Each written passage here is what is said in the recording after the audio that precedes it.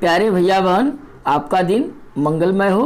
कक्षा 9 विषय economics chapter 3 निर्धनता एक चुनौती। आज का विषय है निर्धनता रेखा।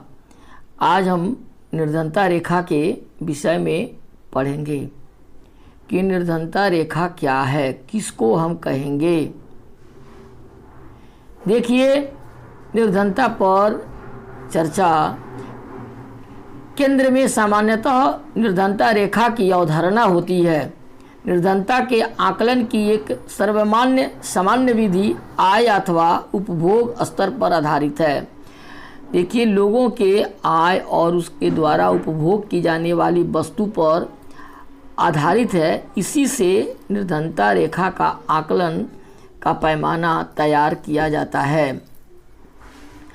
आज हम आपको और चीज़ बताएंगे। देखिए, व्यक्ति को निर्धन माना जाता है यदि उसकी आय या उपभोग स्तर किसी ऐसे न्यूनतम स्तर से नीचे गिर जाए जो मूल आवश्यकता के एक दिए हुए समूह को पूरा करने के लिए जरूरी है।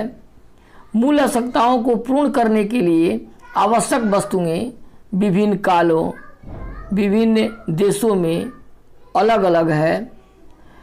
काल और स्थान के अनुसार निर्धनता रेखा अलग हो सकती है, भिन्न हो सकती है। प्रत्येक देश एक काल्पनिक रेखा का प्रयोग करता है और उसी काल्पनिक रेखा के माध्यम से जिसे विकास और उसके स्वीकृत न्यूनतम सामाजिक मापदंडों के वर्तमान स्तर के अनुरूप पर माना जाता है। मान लीजिए, उदाहरण के तौर पर आपको बताते हैं, अमेरिका में उस आदमी को निर्धन माना जाता है जिसके पास कार नहीं है। जिस व्यक्ति के पास कार नहीं है, अमेरिका में वैसे आदमी को निर्धन माना जाता है, जबकि वही चीज़ भारत में अब भी कार रखना विलासिता मानी जाती है। कि अगर भारत में जो आदमी कार रखा है, हम उसको कहते हैं कि बहुत अमीर है, बड़े शौक से जो है कार रखा है, कार से चलता जाता है, हम उसको, जबकि वहाँ कार जिसके पास नहीं है उसको हम गरीब मानते हैं, यहाँ जिसको कार है उसको हम विलासी मानते हैं। अलग अलग है दोनों तरह के आकलन करने का। निर्धनता रेखा के लिए दोनों जगह का अलग अलग है।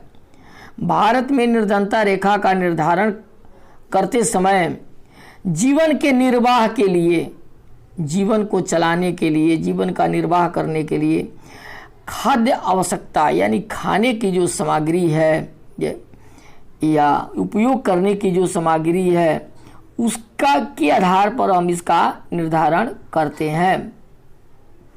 देखिए, भारत में जीवन निर्वाह के लिए कपड़ा चाहिए, जूतों, ईंधन, प्रकाश, शैक्षणिक और चिकित्सा संबंधी आवश्यकता आदि पर विचार किया जाना पड़ता है कि ये सारी चीज़ व्यक्ति के पास है या नहीं है। ये विचार किया जाता है। तो भौतिक मात्राओं को रुपये में इसकी कीमत से गुणा कर दिया जाता है। ये सारी भौतिक वस्तुएं हैं, इसका कीमत निकालकर, मूल्य निकालकर और उसको गुणा करके रुपया में बनाया जाता है, आंका जाता है। निर्धनता रेखा का आकलन करते समय खाद्य आवश्यकता के लिए वर्तमान सूत्र वांछित कैलोरी आवश्यकता पर आधारित है। अभी वर्तमान में निर्धनता रेखा का जब हम आकलन करते हैं तो जो खाद्य सामग्री है, उस खाद्य सामग्री से वर्तमान समय में जो वांछित कैलोरी की ज़रूरत पड़ती है उसके आधार पर हम निर्धनता रेखा को निर्धारित किए हैं। कैलोरी क्या है? जैसे ग्रामीण और शहरी क्षेत्र में रहने वाले लोग हैं, एक व्यक्ति को कितना कैलोरी ऊर्जा की ज़रूरत एक दिन में पड़ता है और वह व्यक्ति कितने कैलोरी ऊर्जा का उत्पादन अपने शरीर में कर पाता है या उसको कितने कैलोरी ऊर्जा उत्पादन करने के लिए, पैदा करने के लिए उसको अपना खाने की सामान मिलता है, इसी के आधार पर हम निर्धन का आकलन करते हैं। खाद्य वस्तु जैसे मान लीजिए अनाज हो गया, दाल हो गया, सब्जी हो गई, दूध हो गया, तेल हो गया, चीनी हो गया, इस सबको मिला करके इस आवश्यक कैलोरी की पूर्ति अगर करती है, फिर आयु, लिंग, काम करने की प्रकृति आदि के आधार पर भी कैलोरी की आवश्यकताएं बदलते रहती है। मान लीजिए कि उसकी उम्र क्या है, लिंग क्या है, काम करने की उसकी प्रकृति क्या है, इसके आधार पर भी यह कैलोरी की मात्रा बदलते रहती है।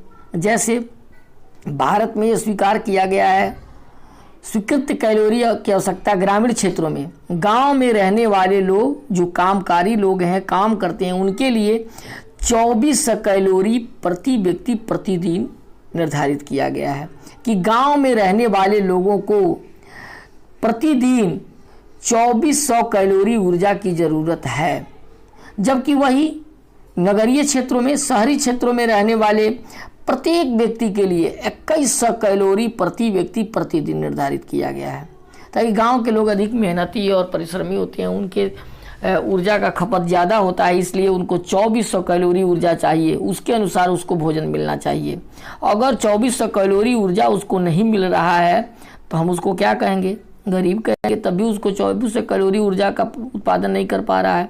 नगरीय क्षेत्रों में अगर 2100 कैलोरी से कम जो है मिल रहा है तो हम उसको क्या कहेंगे? गरीब ही न कहेंगे। क्योंकि ग्रामीण क्षेत्रों में रहने वाले लोग अधिक शारीरिक कार्य करते हैं, मेहनत करते हैं, और अधिक मेहनत करने के कारण उनके शरीर में कैलोरी ऊर्जा की खपत ज़्यादा होती है। तो ग्रामीण क्षेत्र में कैलोरी आवश्यकता शहरी क्षेत्रों की तुलना में अधिक मानी गई है। अनाज आदि के रूप में इन कैलोरी आवश्यकताओं को खरीदने के लिए प्रति व्यक्ति मौद्रिक व्यय को कीमत में वृद्धि को ध्यान में रखते हुए समय समय पर संशोधित कर दिया जाता है, इसमें बदलाव किया जाता है।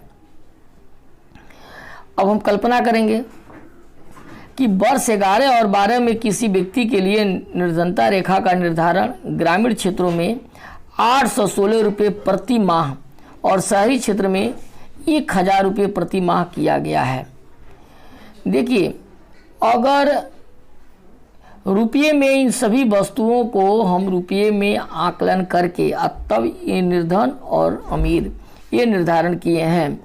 11-12 के डाटा के अनुसार ग्रामीण क्षेत्रों में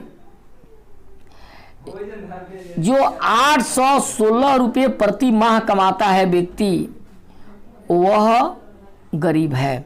उससे अधिक कमाता है तो गरीब नहीं है, लेकिन 816 अगर कमाता है और या उससे कम कमाता है तो वह गरीब माना गया। शहरी क्षेत्रों में अगर 1000 रुपये महीने तक कोई व्यक्ति काम करता है, कमाता है, तो उसको गरीब माना गया है। उससे अधिक कमाएगा तब वह गरीब नहीं है, लेकिन अगर वह उससे कम कमाता है तो निश्चित रूप से वो क्या है? गरीब है। कम कैलोरी की आवश्यकता के बावजूद शहरी क्षेत्रों के लिए उच्च राशि निश्चित हो गई है। यहाँ कैलोरी कम है लेकिन राशि अधिक है, ताकि शहर में ग्रामीण क्षेत्रों से बहुत सारे चीज़ महंगे होते हैं, इसी कारण से।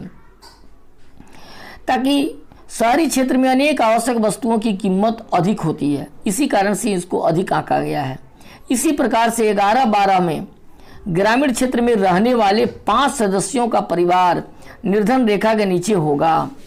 अगर 11-12 में 5 सदस्यों का परिवार जो होगा वह निर्धन होगा, गरीब होगा, यदि उसकी आय लगभग 4080 रुपये प्रति माह से कम है।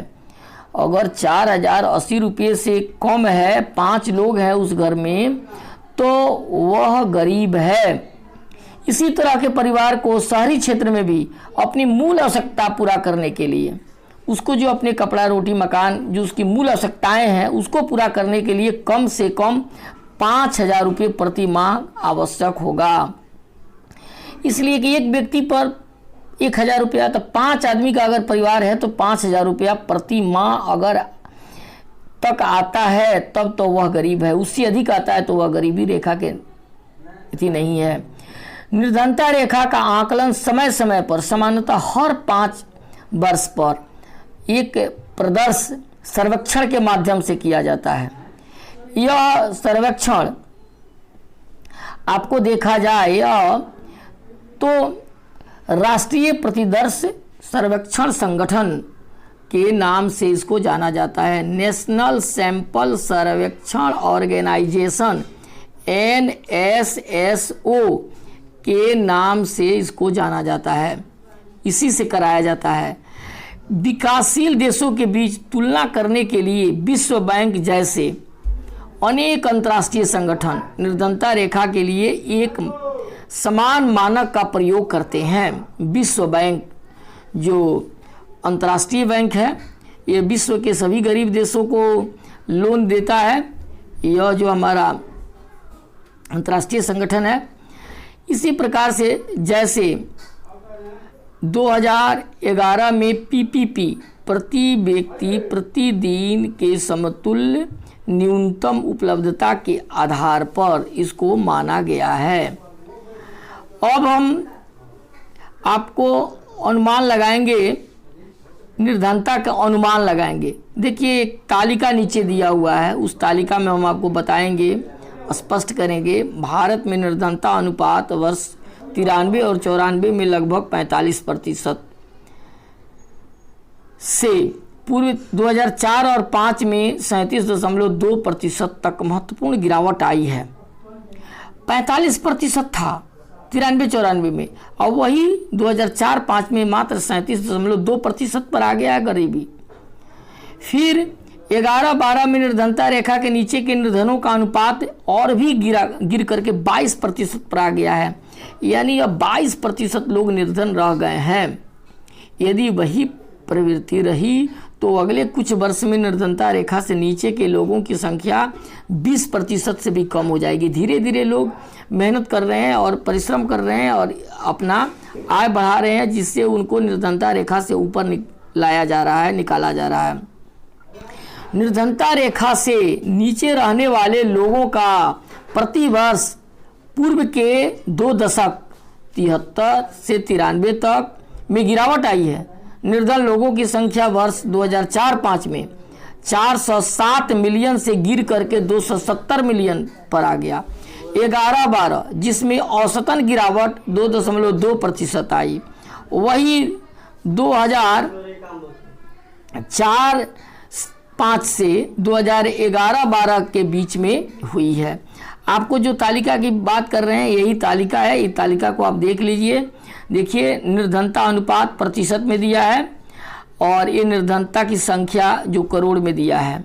93-94 में ग्रामीण क्षेत्रों में 507, शहरी में 32, योग 45।